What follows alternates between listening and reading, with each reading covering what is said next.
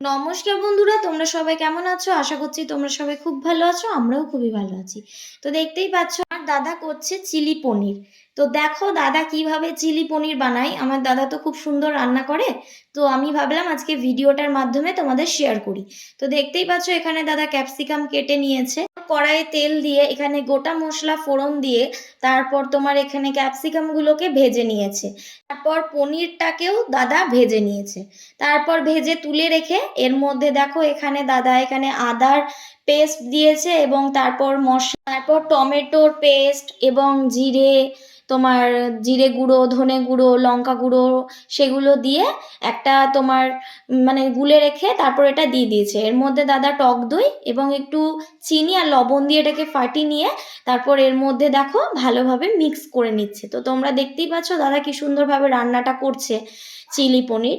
তারপর এখানে tomato কেচাপও add করে দিয়েছে।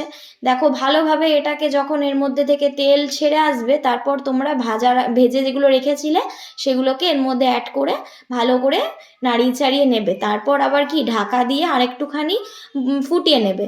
তারপর একটু পর দেখবে ফুটে আসার পর গরম মশলা দিয়ে সার্ভ করে নেবে। তোমরা অবশ্যই কমেন্টের মাধ্যমে জানিও আমার দাদা চিলি পনির রেসিপিটা তোমাদের কেমন লাগলো। ভালো লেগে থাকলে লাইক, কমেন্ট অ্যান্ড সাবস্ক্রাইব করে দিও। দেখা হচ্ছে পরের ভিডিওতে।